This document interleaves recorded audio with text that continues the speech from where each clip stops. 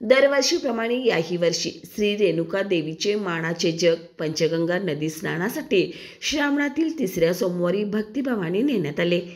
ही परंपरा राजश्री शाहू महाराजांच्या काळापासून सुरू असून धार्मिक विधीसाठी विशेष महत्त्वाची मानली जाते। मात्र यावर्षी ओढ्यावरील श्री रेणुका देवी मंदिराचे मुख्य पुजारी मदन पिसे उर्फ जाधव यांच्याशी झालेल्या वादामुळे तणावाचं वातावरण निर्माण झालं। तृतीयपंथी समाजाच्या म्हणण्यानुसार त्यांनी केवळ विचारपूस करण्यासाठी भेट दिली असता वाद निर्माण झाला। त्यानंतर सोन्या चांदीच्या दागिन्यांनी सजवलेले जग व पालखी पुजारी पिसे आणि त्यांच्या शिष्यांनी रस्त्यावर सोडून निघून गेल्याचा आरोप करण्यात आला। तृतीयपंथी समाजाने ती पालखी व जग सन्मानपूर्वक पुन्हा सुपूर्द केल्याचं सांगितलंय। मात्र रात्री पालखी सुपूर्द करताना पुन्हा वाद निर्माण करण्यात आल्याचा आणि पूर्वनियोजित पद्धतीने गुंड प्रवृत्तीच्या व्यक्तींना बोलावून पोलिसांचा वापर करून हाकलण्याचा प्रयत्न केल्याचा आरोप समाजाने केलाय।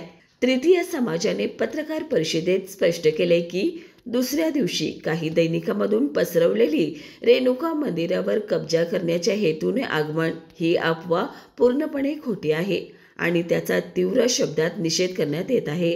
यावेळी शिवाजीराव आळवेकर, अमृत आळवेकर, भिकाजी शिंदे, सुहासिनी आळवेकर, राजू जयसिंग सावंत, किरण सावंत, गणेश लोखंडे, रोहित कांबळे, पूनम सुळगावकर आदी उपस्थित होते। नमस्कार, मी सुहासिनी आळवेकर, तुर्तीबंदी संघटना, कोल्हापूर जिल्हा।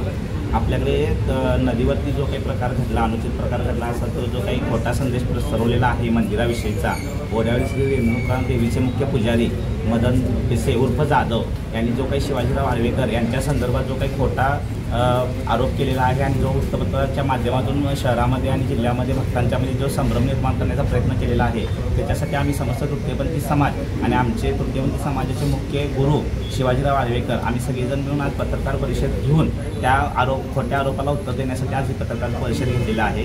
तर याचं मूळ कारण असं आहे की कोल्हापूर जिल्ह्यामध्ये दरवर्षी नित्यनेमानं श्रावणातल्या तिसऱ्या सोमवारी कोल्हापूर शहर आणि जिल्ह्यातील मानाचे जग पंचगंगा नदीवरती स्नानासाठी जात असतात। ही परंपरा अगदी शाहू महाराजांच्या काळापासूनची आहे आणि ह्या परंपरेमध्ये धार्मिक विधीसुद्धा खूप मोठे असतात आणि त्यालासुद्धा परंपरा आहे। तर ती परंपरा कुठेतरी खंडित करण्याचा प्रयत्न मदन पिसे उर्फ जाधव यांनी केल्यामुळे आम्ही तृतीयपंथी समाज त्यांना विचारण्यासाठी गेले असता त्यांनी वादाचा प्रसंग घडवला आणि त्यांचे मानाचा जग आणि पालखी सोन्या चांदीचे दागिने असताना सुद्धा बेजबाबदारपणे रस्त्यावरती सोडून गेल्यानंतर आम्ही ते आमच्या ताब्यात घेऊन सन्मानाने जग आणि पालखी त्यांच्या ताब्यात सुपूर्द करत असताना सोमवारी रात्री 10 वाजता ओढ्यावर रेणुका मंदिरामध्ये त्यांनी आमच्याबरोबर वादाचे प्रसंग केले। पोलिसांचा बळाचा वापर करून गुंड प्रवृत्तीच्या मुलांना सुद्धा रस्त्यावरती बोलवून आम्हाला हाकलून लावण्याचा अक्षरशः प्रयत्न केलेला आहे आणि तो प्रसंग मिटलेला असताना दुसऱ्या दिवशी म्हणजेच काल मंगळवार दिनांक 12 रोजी त्यांनी पेपरमध्ये खोटी बातमी पसरवली की ओढ्यावर श्री रेणुका मंदिरावरती कब्जा करण्यासाठी श्री शिवाजीराव आळवेकर आणि त्यांचे चेले म्हणजे शिष्य तृतीयपंथी समाज आक्रमण करून कब्जा करण्यासाठीचा वाद केला। तर हा आरोप जो आहे मंदिरावरचा कब्जा तो पूर्णपणे खोटा आहे की जे आमचे गुरु आहेत शिवाजीराव आळवेकर यांनी 16 वर्षापूर्वी मदन पिसे बेळगाव यांना ओढ्यावर श्री रेणुका मंदिर सुपूर्द केलेलं आहे आणि ते सुपूर्द करत असताना आमच्या तृतीयपंथी समाजातील प्रमुख मंडळी आणि आपल्या कोल्हापूर शहर व जिल्ह्यातील प्रतिष्ठित नागरिक जे की महिपतराव बोंद्रे साहेब असतील, परीक्षित पन्हाळकर साहेब असतील, अशा सर्व मान्यवरांच्या समोर त्यांनी ते मंदिर त्यांच्याकडे सुपूर्द केलेलं आहे आणि आज त्यांनी जो खोटा आरोप केलेला आहे की मंदिरावरती कब्जा, तर हा पूर्णपणे खोटा आरोप आहे। हा आरोपाचं आम्ही खंडन करत आहे समस्त तृतीयपंथी समाज कोल्हापूर जिल्हा।